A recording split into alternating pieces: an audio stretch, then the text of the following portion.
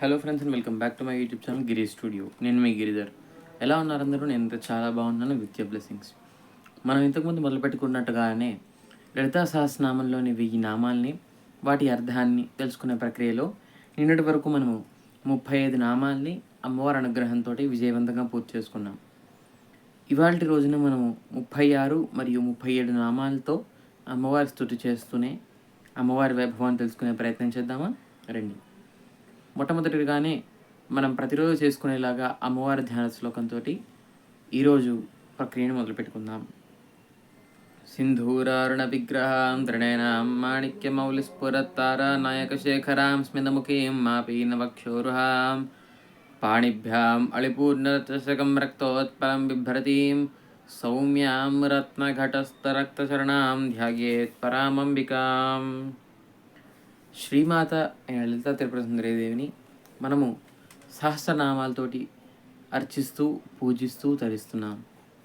అదే ప్రక్రియలో భాగంగా మనము నిన్నటి రోజున 35 నామాలతో అమ్మవారి స్తుతిని చేశాం నిన్నటి దాకా. ఇవాళ 36వ నామంతో అమ్మవారి స్తుతిని చేద్దామా? మొట్టమొదటిగా 36వ నామాన్ని అనుసంధానం చేసుకొని తర్వాత దాని అర్థాన్ని తెలుసుకునే ప్రయత్నం చేద్దాం. స్తనభారదళన్మధ్య పట్టబంధవళిత్రయా.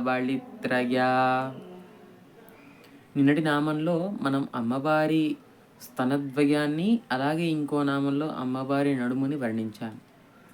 ఇవాల్టి నామంలో కూడా అమ్మవారి నడుముని వర్ణిస్తున్నారు. ఇందులో ఏమంటున్నారు? స్తనభారదళన్మధ్య పట్టబంధవళిత్రయ అని అంటున్నారు.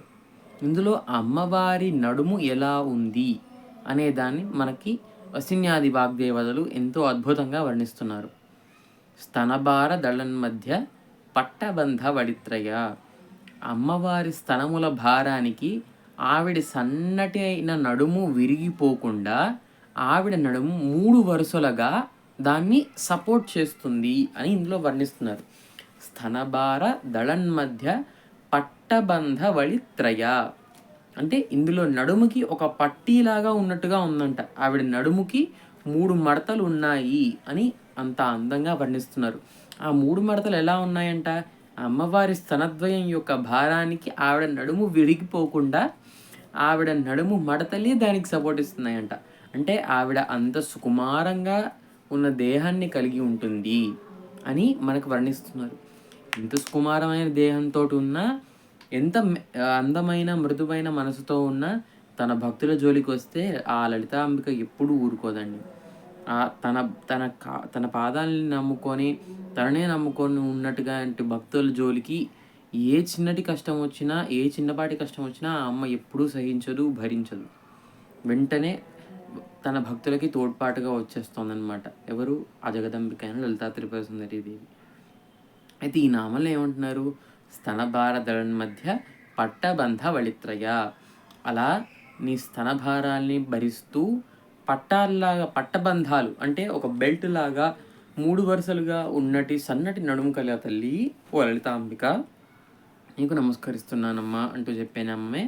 స్తనభారదళన్ మధ్య పట్టబంధ వళిత్రయ. తెలుసుకున్నారు కదా 36 నామం యొక్క అర్థాన్ని. ఇంకా 37వ నామానికి వెళ్దామా? అరుణారుణ కౌసుంభ వస్త్ర భాస్వత్ కటీతటీ. ఇందులో అమ్మవారి కటి భాగం అంటే హిప్, నడుముకి కింద హిప్, అలాగే అమ్మవారి యొక్క దుస్తులని వర్ణిస్తున్నారు. అమ్మవారి యొక్క వస్త్రాన్ని ఎలా అంటున్నారు? అరుణారుణ కౌసుంభ వస్త్ర భాస్వత్ కటీతటీ. అరుణారుణ రెండు సార్లు అరుణ అరుణ అని ఎందుకు అంటున్నారు? ఒకసారి అరుణ అంటే సూర్యుడు, రెండోసారి అరుణారుణ అన్నారు కదా. అందులో రెండోసారి అరుణ అన్నది సూర్యుడిని. అరుణారుణ అంటే ఉదయిస్తున్న సమయంలో సూర్యుడు అని. మనం మామూలుగా చూసుకుంటే ఆకాశ మండలంలో సూర్యుడు ఉదయిస్తున్నప్పుడు చాలా ఎర్రటి రంగులో కనిపిస్తారు మనకి. మనం మొదటి నుంచి మాట్లాడుకుంటూనే ఉన్నాం. లలితా త్రిపుర సుందరీ దేవిని మనం అనుసంధానం చేసుకునేటప్పుడు ఆవిడకి ఒక వర్ణాన్ని అంకితం చెయ్యాలి అంటే ఎర్రటి వర్ణాన్ని మన పూర్వీకులు, మన ఋషులు, మహర్షులు ఆవిడికి అంకితాన్ని చేశారు. అలా అరుణారుణ. అలాగే కౌసుంభ పుష్పం. కౌసుంభ పుష్పం అనేది మనకి ఇక్కడ అంత ఈజీగా దొరికే పుష్పం కాదండి. దేవతా పుష్పంగా కొంతమంది పరిగణిస్తారు. ఆ కౌస్తుంభ పుష్పం ఎలా ఉంటుందంట, రక్తం ఎంతైతే ఎర్రగా ఉంటుందో అంత ఎర్రగా ఉంటుందంట. ఆ పుష్పము దాని నుంచి తీసే పరిమళం కూడా. అరుణారుణ కౌసుంభ వస్త్రభాస్వత్ కటీతటీ.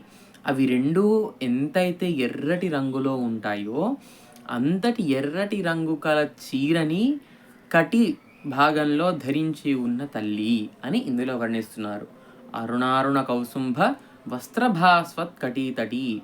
అంతటి ఎర్రమైన వస్త్రాన్ని చుట్టుకొని ఉన్న కటి భాగాన్ని కల జగదంబిక, లలితాంబిక నీకు నమస్కరిస్తున్నానమ్మా అంటూ చెప్పే నామమే అరుణారుణ కౌసుంభ వస్త్రభాస్వత్కటీతటీ.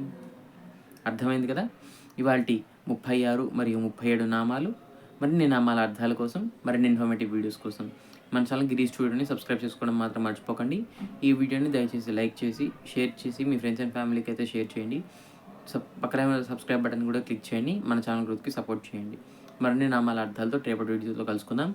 అందరి వరకు సెలవు. నమస్కారం.